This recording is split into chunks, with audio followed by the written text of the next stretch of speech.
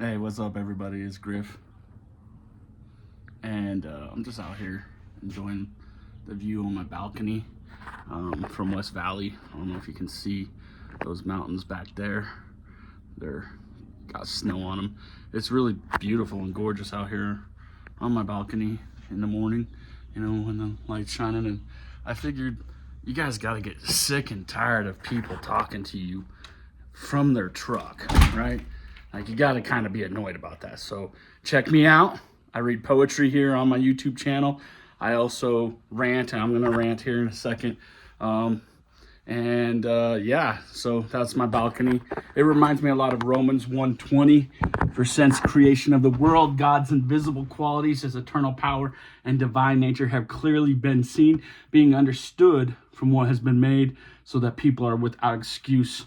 A memory verse I really enjoy and I love. But yeah, my name is Griff the Grunt. I have a few things I'd like to announce. One, my book, Jack Mormon Joe, is still available. And it is on Amazon. Please check it out and read it. Thank you for all the support. Looking at getting an audio book done of that soon. Pedantic Poetry and Lost Tipsters out there too. It has pictures and stuff and poems and short stories.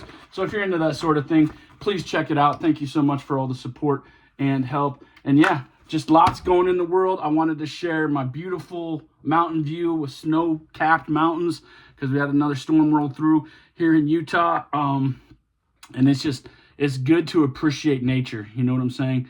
But I think that nature alludes to the creator of nature. And I won't go dive too deep into that because that is going to be my rant today too. Listen, look, I'm wearing red, right? I wore this hat last Sunday when I was doing some volunteer work, and I got some reactions, to say the least. People, I think, assume that this means something that they don't read and don't understand what this is. Just so you're clear, this is a United States Marine Corps hat. This has nothing to do with any political or partisan affiliation that you might press upon it. But when I wear this hat in my hometown, I get looked at like I'm some kind of partisan actor or partisan participating in a political agenda of a current party. And that's not it. This, for all of you clowns, is not a MAGA hat. Pay attention to that, okay? And maybe leave your fucking assumptions at the damn door. That's all I'm going to say about that, right? Because I, for one, I am a Baptist, not a perfect Baptist, a back row Baptist, but I do not judge others on their political vote or who they pray to. We are all human.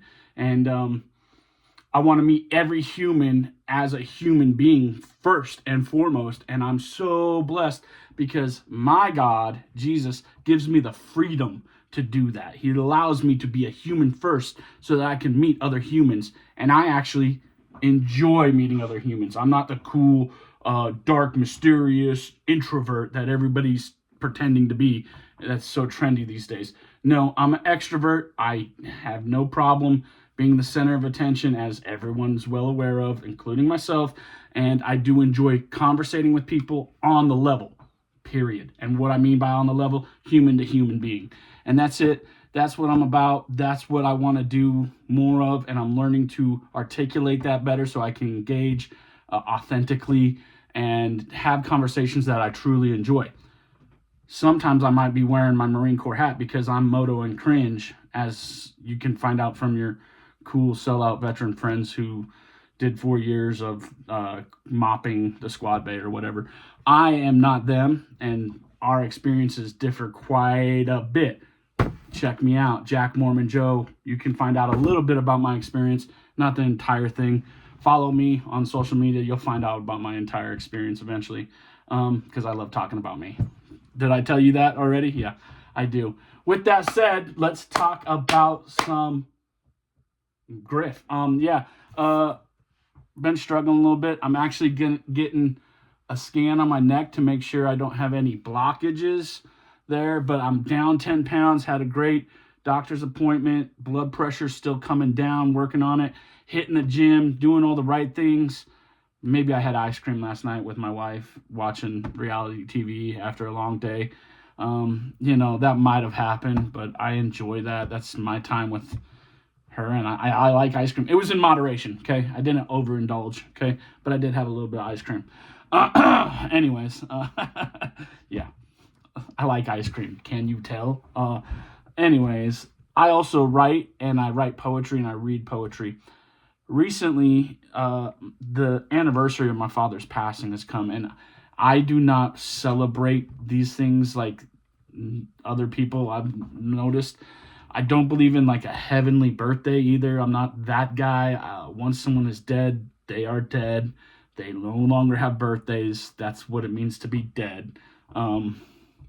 With that said, I did have to do some grief counseling when my father passed away in 2022. Excellent stuff. And I would always advocate for everybody to do that when someone close like that passes away. Grief counseling is excellent. I know a great counselor in Colorado Springs, Daniel Schreider. Look him up. Great dude and great counselor. He helped me put grief to bed. And just like he helped me put my father's casket in the grave, he helped me put that down. I do not grieve for my father. I miss him, and I've missed him a whole lot these recent weeks. Just lots going on in the world that I would love to hear him say, that I would love him to hear, to tell my mom and little sister about, because I think they put words in his mouth now that he's dead that he would never utter. But that's neither here nor there. Speaking about death and mortality and stuff like that, I have another Bible verse, believe it or not, that I really enjoy, that I put to memory. And so it might help you if you're struggling with death of somebody. Ecclesiastes 9:4, anyone who is among the living has hope. Even a live dog is better off than a dead lion.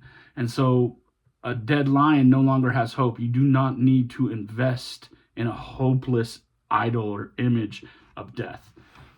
With that said, I miss my dad, and it makes me think maybe some people don't understand who I am. And so I'm going to read you this poem I wrote after doing my counseling, or during doing my counseling, that kind of just talks about my dad, and it's called Do They Let Jack Mormons Into Heaven? Mom, let the nurse go. She doesn't need or want to know. Let her get back to her workflow. These people won't even believe such a great man they have in their keeping. Mom, she doesn't want to hear about this Utah man with no fear, this Utah skydiving pioneer, a boy from South Santaquin delivering bread with Nephi to Lehi. Tommy was the second son of Nephi Rolfe Griffiths and May Watterson. Mom, Dad will soon be gone. Let us not brag too long about his service in the airborne infantry, all the buildings he built with all his pride and glory. Mom, let her go. They don't care to know. Utah, my father's home, but stolen by his own. Mom, I have a question. Dad seemed perfect. How he lived and how he died. How was he so humble but also so full of pride? Mom, don't grieve that he is gone. Be grateful we got to know him for so long. Without Dad, I feel like I lost my why. It's like free falling through the sky. All I want to do is cry. Why did Dad die? Mom, ask your Catholic priest. Do Jack Mormons go to heaven after they are deceased? With my little sister for Dad's love, I did compete. Not until he was gone did I understand how that was so naive. Mom, Dad loved us all, but now it's time we let him go. His next project in the sky, the purpose of which only God knows why. And that's my poem, Do They Let Jack Mormons Into Heaven? I'm just trying to tell you all about me. This is also another poem I have from Pedantic Poetry and Lost Hipsters. Grendel is my hero. What is a monster? Is he a descendant of Cain? Envy or hunger? What was in his brain? Disgusting appearance, an affinity for violence. What is the difference? We all can be altruistic. Will the hero have fame? Killing the monster, a son or daughter, even one so hideous can still be loved. Fight me, Grendel! I need a monster for my ego. Fight me, brother! I must conquer to become their hero. To fight a monster, you must become its equal. Now ask Nietzsche, who is the real evil? There are no monsters. There are no heroes. And that is my poem, Grendel is my hero. Also, like I'm saying, misunderstandings. I am the guy, the hospital gorilla guy from Jack Mormon Joe.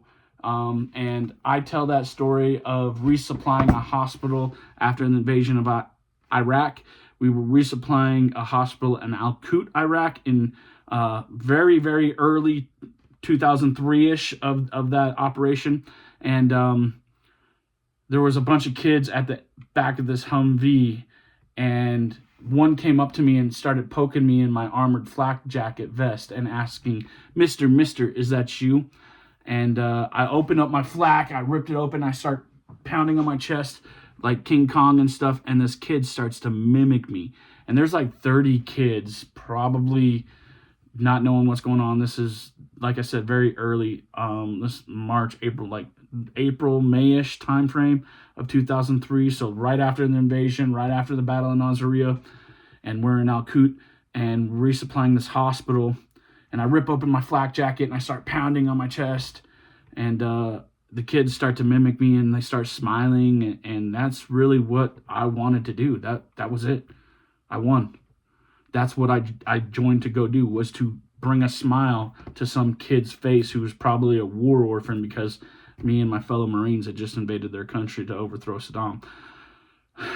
That's a dichotomy, and if you want to know more about that dichotomy, read Jack Mormon Joe. That story's in there. It also has a lot of other stories, war stories that are based on real scenarios I've experienced, but most names in here are changed. If you catch your own name, I don't know, I'll give you $1 million. All right, later. Everyone, be good to everybody.